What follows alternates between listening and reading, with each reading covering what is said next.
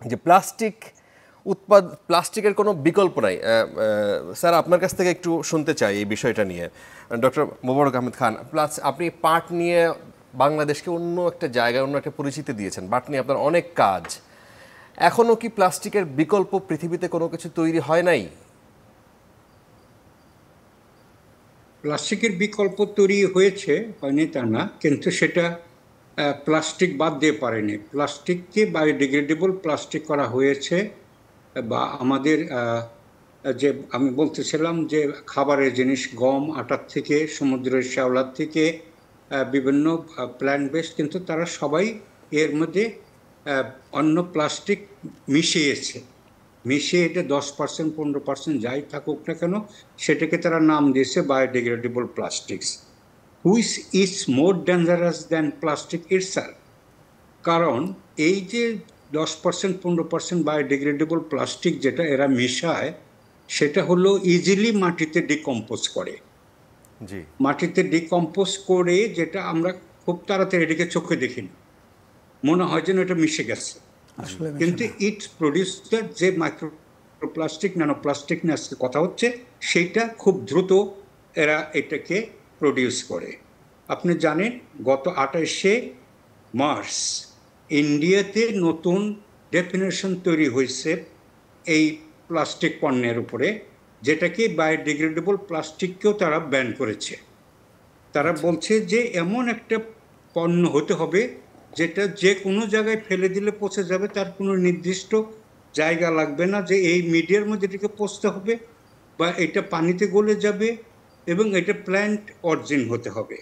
সেই দিক থেকে কিন্তু আমরা বাংলাদেশ থেকে, আমরা যেটা পাট থেকে সোনালী ব্যাগ নামে যে জিনিসটি তৈরি করেছি, সেইটি একমাত্র যে জিনিসটির মধ্যে কোনো রকম প্লাস্টিক নাই। এটা it looks like plastics but without plastics. এই জিনিসটি আমাদের বর্তমানে পৃথিবীর কোনো দেশ আছে কিনা আমি জানি না, কিন্তু এই সেলুলোজ বেসড এই প্লাস্টিকটা আমরা তৈরি সেটি করেছি। সেটি এখন পর্যন্ত, এটি তো আপনি যেটি বলছেন সেটি তো আরও বেশ আগের কথা, আমি এক্স্যাক্টলি বলতে পারবো না সালটা, কিন্তু এখন পর্যন্ত সেটি অতটা পপুলার হলো না কেন? এখানে সরকারি সহায়তা বা বেসরকারি উদ্যোগ কোনো কিছুই কি আপনার কাছে পর্যন্ত আসে নাই?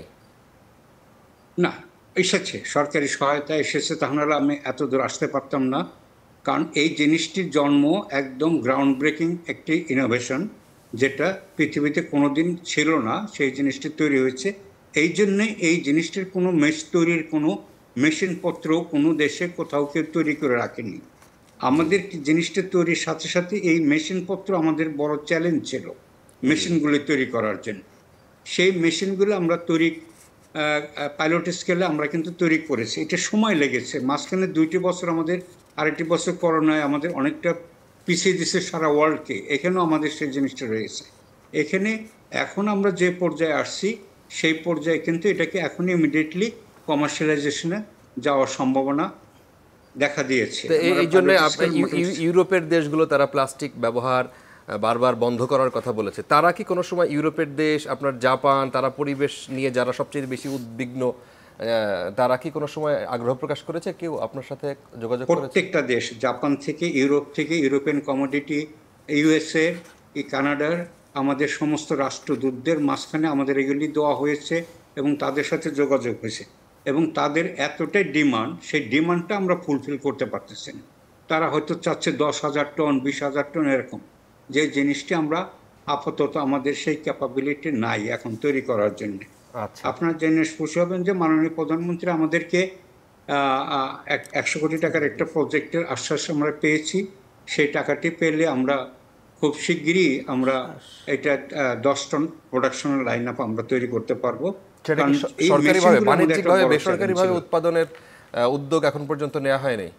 আচ্ছা, বেসরকারি উদ্যোগের ব্যাপারটি হলো, আমি একটু ক্লিয়ার করে বলছি।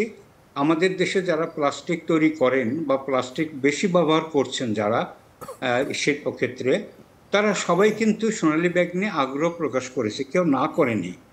কিন্তু এখানে যেহেতু এইটার চ্যালেঞ্জটা হলো এই মেশিনারিজ, যে এটা নতুন, তারা সবারই কিন্তু নির্দিষ্ট একটা সেট আপ আছে, যেটা প্লাস্টিক বোতল বলেন, প্লাস্টিক শপিং ব্যাগ বলেন, প্লাস্টিকের অন্যান্য জিনিস যত রকম সিঙ্গেল ইউজ প্লাস্টিক্স আছে, তারা এখানে নিজস্ব মেশিন সেট আপ করে বসে আছে।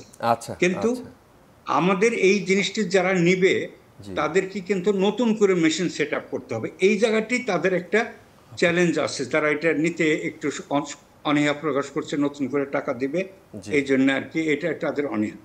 তবে যেহেতু প্লাস্টিক পলিউশন নিয়ে অনেক কথা আমরা জানি, এখানে অনেক কথা বলছে, আমরা পূর্বের অবস্থায় ফিরে যাব কিনা, এখানে আসবো কিনা, সেগুলো একটা জিনিস আপনি মনে করবেন, technology can't go beyond, it is always go forward. এই প্লাস্টিক যেটা তৈরি হয়েছে, এই প্লাস্টিকের মতোই আমাদের জিনিস একটা তৈরি করতে হবে একই রকম।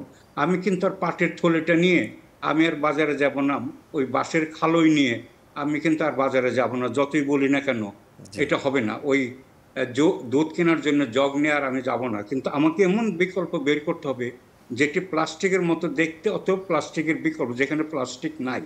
এবং সেই জিনিসটি একমাত্র সোনালী ব্যাগ, যেটা পাটের থেকে আমাদের তৈরি হয়েছে, এটা আমরা মনে করতে পারি যে এটা এখন পর্যন্ত এটা প্লাস্টিকের অল্টারনেটিভ হতে পারে।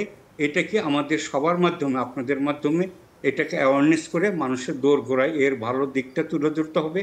এবং এতটাই ডিমান্ড দেশ বিদেশের, এটা আপনারা আমি মানে বলতে পারবো না যে কতটা ডিমান্ড আছে।